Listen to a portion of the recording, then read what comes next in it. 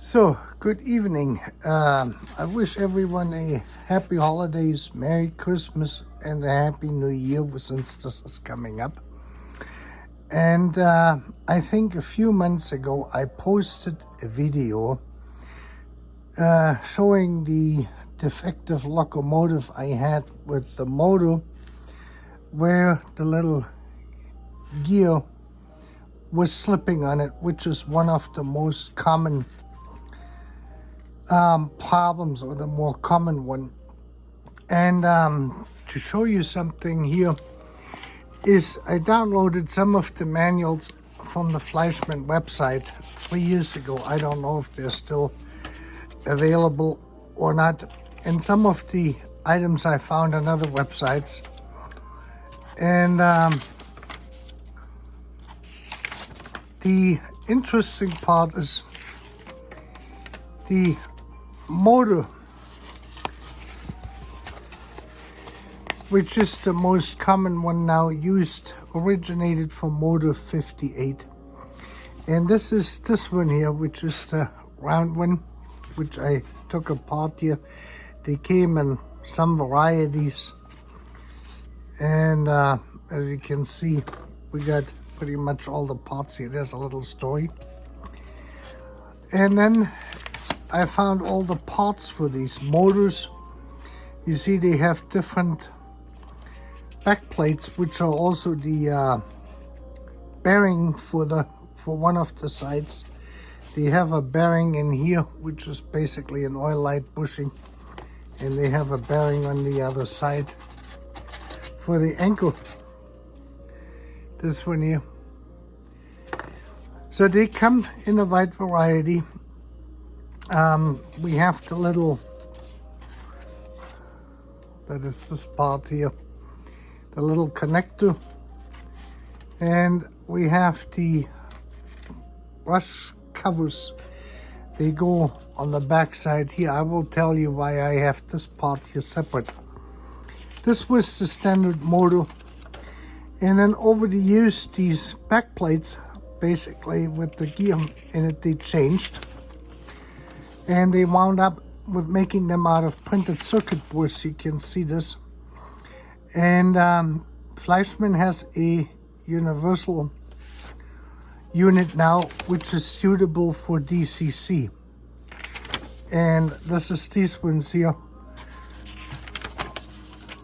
You can see which wide variety we have here.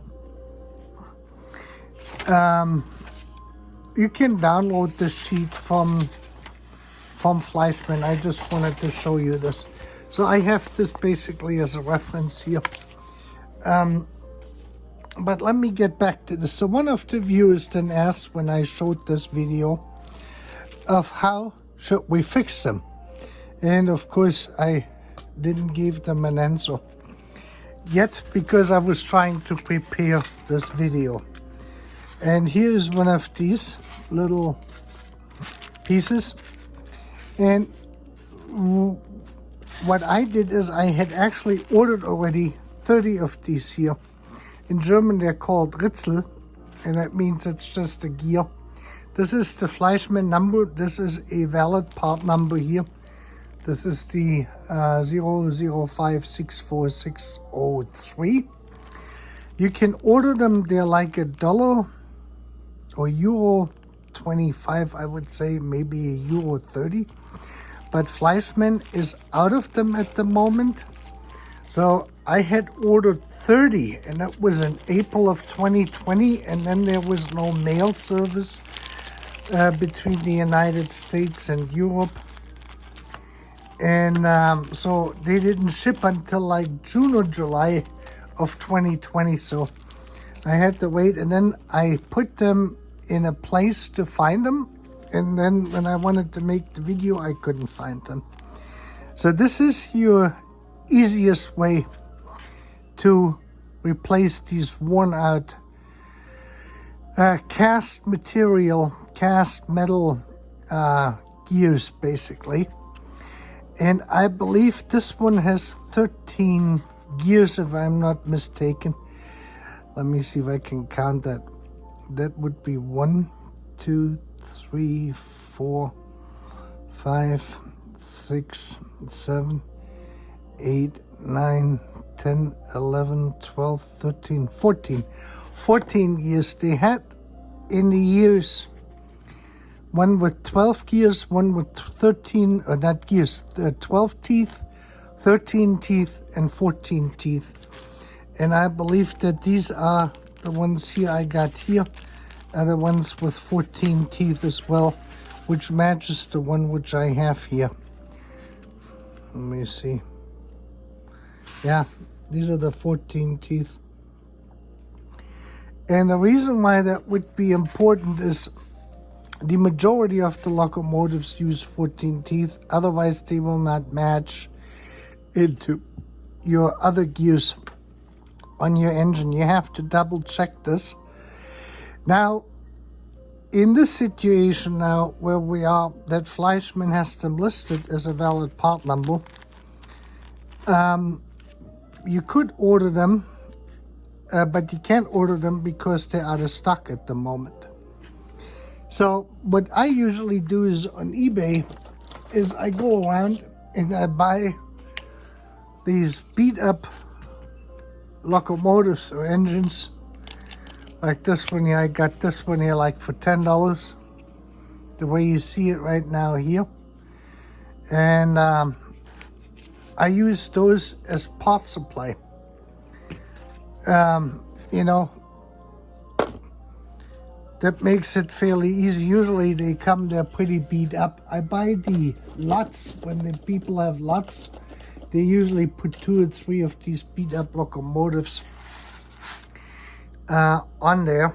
And then I would just transfer the wheel over. This shaft is conical. That means when you push this on, you will feel the resistance increasing as further down you go. And then they are sitting on here like this, and now that is it. And what I've also seen, but what is rather rare, is that the plastic teeth you strip out, and that happens when the frame of the locomotive, where the axles go through for the wheels, for the drive wheels, are basically gummed up from bad grease and that sort of stuff. And then you basically have to take this out. I usually clean them out. I remove the wheels. They just pop up basically. You can pull them out. I probably should remove the guide here on this for those, but I would remove those and then just carefully go underneath with the screwdriver and then pop each one of these wheels up, pull the axle out, and then I run acetone through it. Not nail polisher, because nail polish got also other chemicals in there since it is a cosmetic product. And pure acetone will work, the same thing. And then I put a oil on there, like a sewing machine oil, which does not dry out. And that's the key. It is usually when people use oils which tend to dry out, and then they have a problem with it. You know, that this hardens and then the wheels won't turn. So you always want to check that. I've also took them apart and put the frame into a ultrasonic bath cleaner. You know, clean everything up. They usually come out sparkling brand new, and you're gonna see all the details and everything else. I bought one like for $40 or $50. And then you can fix it. The reason why I have this motor here so taken apart was I actually wanted to show you on how to convert these. Now, I told you, I have to say one thing is on the Fleischmann locomotives, one pole for the brush, which I have here. I have a whole box of brushes and little caps. I I bought all of these parts here as a lot, in 2 lots. This stuff here on eBay back in 2020. Some person, usually the lot stuff, when you can buy something in a lot, they get onto eBay when someone passes away, an uncle, an aunt, a grandfather, a dad somewhere, and they were into this, and the heirs come in and they want to empty out the house to put the house up for sale. And then they call, you know, these people who buy estates. They buy the entire estate up, and usually these are not HO or model railroad people. They buy the whole thing and then they put this up, and they're usually the ones to move the stuff fairly quickly. They sell this in lots, and in this case I was able to get a whole lot. I got some of these Märklin lights here. I got some of the Fleischmann light bulbs. You can see this is all already a little bit falling apart here. If I can get it out of here.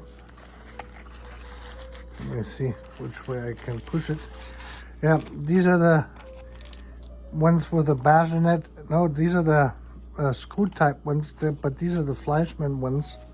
And then I have somewhere else a box with the regular lights. I also got the little light inserts for the Schienenbus.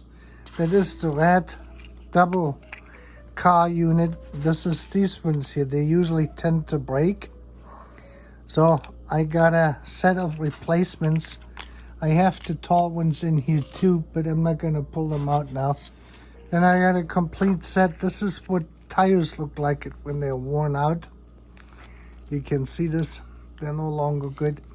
So I got a whole box of the 2 different or 3 different tire sizes Fleischmann used. I have those here. This is a very critical part you will need for your repairs. And then I got the green felt units with new belts for the track cleaning car. The Fleischmann sold in the 60s and 70s. You know, and then I got some other parts here unrelated to Fleischmann, but that came in that lot. The person who deceased there, he also had an entire assortment of new wheels and axles, primarily for passenger cars. These are the insulated ones for DC. Then I have small lights here, and these are the taller light pickups or light bars for the locomotives and that sort of stuff. I have them here as replacement because they tend to break and they cannot be glued. So that is usually, here are my light bulbs. You can see bajonet and the ones for the cars, which have just solderable wire on there, which is soldered on a circuit board basically. We got those, I got those, and then I got all the different couplers. I got the standard coupler from Fleischmann, and we have the Märklin couplers for Fleischmann cars. That is these here. They look like this. Then we have the other version. These are the ones who are snapping in. They're just pushed in. There was quite a variety out there too. And I think that's about it, 2 couplers. And then I got a whole box full of these little pins they use for these couplers. That is what this is, in a couple screws. And the springs for the locomotives to keep them straight. And then we have another assortment here. That is the other style, also for Märklin, the ones which come further down. So I have quite an assortment here of 4 different coupler styles, including the pins. Some of this I bought of eBay, some of it I bought of from Fleischmann, which they sent to me. So this way I have pretty much everything here which you possibly could use. So over time, take a look at eBay. These are the connectors for the tracks if you want to feed power into it. This is the old style for Fleischmann, This one here is actually broke off, so I would have to replace this here and put this unit here into that plastic holder. So this is how this all came about. I didn't spend a lot of money on there. I have some couplers here for the tracks, Fleischmann and non-Fleischmann. They work equally well. Whenever you have a track or something, you put something together and they don't hold anymore, I just put a new one on there. Either one of the two will work fine. But this would be my suggestion, is to find old beat up locomotives and buy 3, 4. I bought like 5 of them altogether. I took some of them apart. The other ones are in my box. But back to this thing here, what I was trying to do is this. You probably remember I had the blue E10 engine, the electric one, and I converted that to DCC with a Lock Pilot 4 or Lock Pilot 5 in it. And that worked pretty well. And then I tried to do it with this here, and I wound up in a little disaster. And the reason for this was my drill press, my 3.5 millimeter drill, was beat up on the backside, so it wouldn't go into the chuck, into the drill chuck. And so I used 3 millimeter, and that didn't do me very well. And then finally what happened is the other guide, this little couple guide tube here, which goes into this side here, fell out and went into the nowhere in my shop, and I haven't found it yet. But the way this actually works with the Fleischmann is that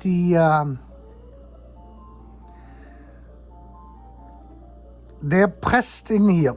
And what I did on the blue E10 was I had pressed out the one which is connected to the shield here, which in turn makes contact with the uninsulated wheel through the metal frame. You have one insulated wheel which goes to the other side on the insulated pole here, which has usually a screw connection here, and they have a capacitor going across it, and that insulated screw terminal attaches here through a inductor with a capacitor across is an LC noise reduction or spark eliminator, noise eliminator, so you won't hear this in an AM radio when the locomotive is running. And the normal procedure is this, that you push the copper tube, this little part here out, the other one here on this side, it would be, here you can see it, the coil. This is the insulated one, this here is the capacitor. So you would take out this here. You can carefully pull this whole thing out. You remove the 2 brushes with the springs first and take the caps off, make sure you don't lose them. And then you can basically, once you have that, you drill out this side here to the same diameter, which is 3.5 millimeters. And then you can reinsert the couple guide here again, and it won't make any more contact.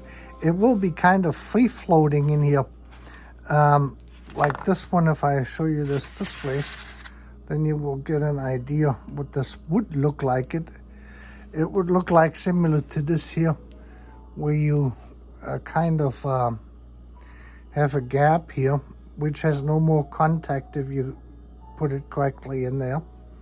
Let me see if I can zoom in. Get a light in here. So you can see this here. And with that, you have the motor converted for DCC. You have 2 insulated poles. For the lock pilots, you have to remove the capacitor and you have to remove the inductor. That could damage the power MOSFET, which drives the motor, the H bridge on there. if you leave both of them on there because of the increased inductance from the coil or from the inductor itself. But that's basically all there is to it. So either old locomotives, you steal the, you see how this is pretty, once you have pushed this on, you have to use basically a screwdriver to go underneath, usually on this side, and you carefully lift it out, and then you can get this off. Or you have to buy one of these here. Plus you will have then, these are standard gears. You know, you can combine them to different ratios. You can increase and decrease the speed. And you also want to keep them, you have extra circlips there because they tend to sometimes fly away. And you have carpet, they're very difficult to find with carpet. So that's kind of how I have to set up. And I figured when I bought this stuff here, because of the shipping was 25 euros, I think they charged me. Because they ship with DHL from Fleischmann, which is quite expensive. It was already expensive 3 years ago. It's probably even more expensive now. So I ordered 30 of them. So the whole shipment, as you see it here, was about 70 euro for 30 of them. I have 25 Fleischmann locomotives, and I have 30 extra gears plus extra locomotives I can sacrifice, which are probably beyond repair, but they still have a lot of usable parts. The other things is what you also probably want to accumulate is these wheelbases, basically. This one came from Fleischmann too. I ordered this here. And the old ones, this is an old one, and this is a newer one for the newer type locomotives. And this is the one for the old style, where they have the 2 screws on each side which hold them in place. And the motor carriage basically screws in here. It snaps in here with a pin on this side. There's a pin goes in here, and it screws in here, and the whole wheel assembly sits on here. This one is usually made out of cast iron, and the cast iron one I have on one of the locomotives is broke. So I had to get this part here. And this one here came off eBay. I got that for a few dollars, and I figured since someone put that up already, I have an extra one. So I have 1491.43 for the old style, like the blue E10 and the E12 or whatever that was, or 112. They fit on those, and this is the newer ones here. I guess I replaced it. This was actually the old one I had, which was broke on one of them. You can see this was broke out here. So this is actually an old one. I used this one already, so I just kept it to know what part number that was. Anyway, I hope this video was helpful to you, and it explained the things I kind of owed you the answer to. One thing I wanted to mention here is I think one viewer in the comment section of that original video where I showed the loose gear suggested to trying to weld this. From my experience, which this is the result out of, the gluing is not a very good option. I was not successful to glue this successfully. Some people may have some success with it. I didn't. So I went this route, 70 euros, and then I bought extra locomotives, which gave me plenty of other parts besides of the part I needed. I have like 5 or 6 extra motors now, which are all working, you know, and I can either use them, prepare them for DCC, and if one goes bad, like I had it on this one here, it's not the end of the world. You know, I can get another cover plate for this.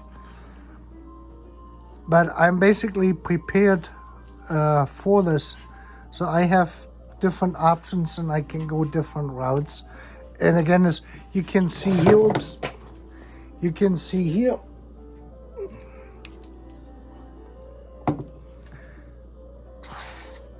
that the housing for both of the V60s have pretty much been manhandled, and that usually happens. These are the kind of engines you get with the starter packages, either the smaller steam engines or the V60, the diesel. They were very popular. They were not very expensive to begin with. One probably could try to restore them, but I have 3 other ones which are in mint condition. So, and these ones here, I got them really, really cheap, $10, $20 or something like this. And so they became spare part units, donors, basically. Anyway, you have a great evening. Thank you for subscribing. And if you like my videos, please hit the like button. And we will see you in the new year.